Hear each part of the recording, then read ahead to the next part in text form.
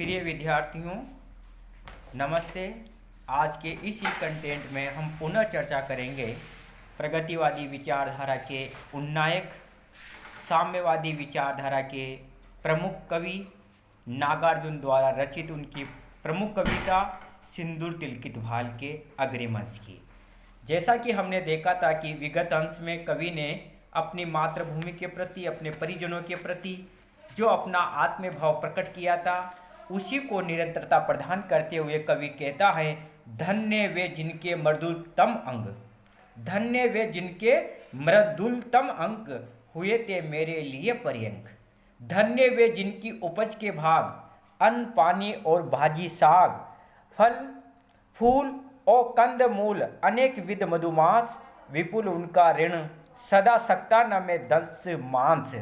ओहो यद्यपि पड़ गया हूँ दूर उनसे आज, हृदय से आ रही आवाज़, धन्य वे जन वही धन्य समाज। यहाँ पर कवि ने अपने उस ग्राम्य जीवन का स्मरण किया है जिससे अब वह दूर हो गया है।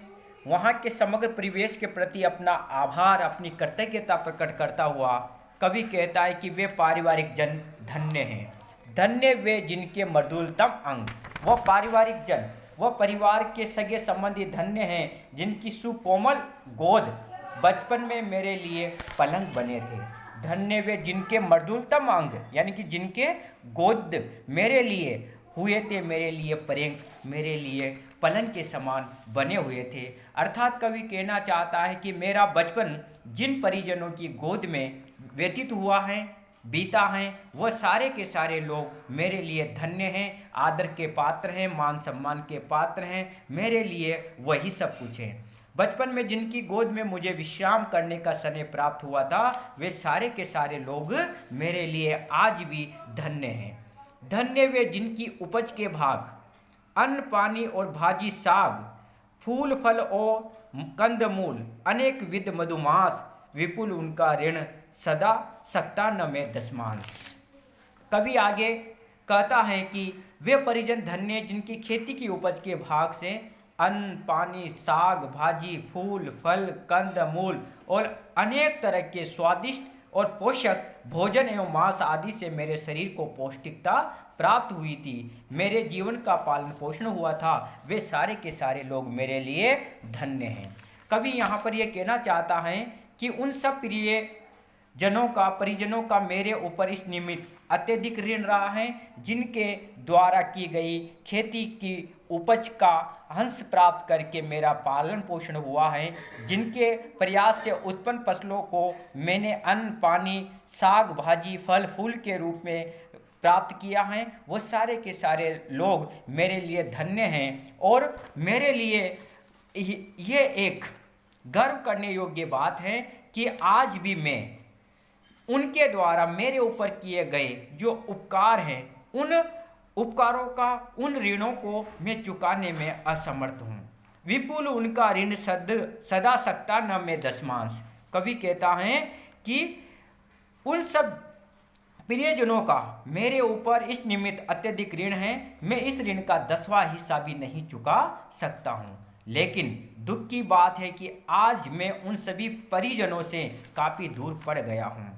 ओहो यद्यपि पड़ गया हूँ दूर उनसे आज, हृदय से आ रही आवाज़, धन्य वे जन वही धन्य समाज। कवि कहता है कि आज मैं इस सांसारिकता के मोहजाल में फंस करके, इस आधुनिकता के मोहजाल में फंस करके मैं उनसे दूर हो गया हूँ, अर्थात उनके समीप नहीं हूँ, फिर भी मेरे हृदय से सहज भाव से यही आवाज़ आ रही है कि वे सब लोग धन्य हैं। मैं उनके प्रति सदैव ही कृतज्ञ रहूँगा और जिस समाज में रह करके मुझे इतना स्नेह मिला है, उस समाज के प्रति मैं हमेशा आभारी रहूँगा। यहाँ पर कवि अपनी कृतज्ञता को प्रकट करता हुआ कहता है कि वे सारे के सारे लोग धन्य हैं जिनके द्वारा किए गए स्नेह के माध्यम से मैंने अपनी शरीर को हष्टपुष्ट बनाया, इतना सारा प्रेम स्नेह प्राप्त किया, जिनके गोदों में खेल कूद करके मैं पला बड़ा और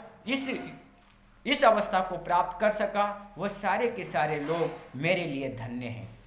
यहाँ पर कवि ने बचपन या किशोरावस्था में भोगे गए जो ग्राम्य परिवेश था उसका स्मरण कर आज भी ग्रामीण संस्कृति का कितना महत्व है इसका हमें आभास करवाया है।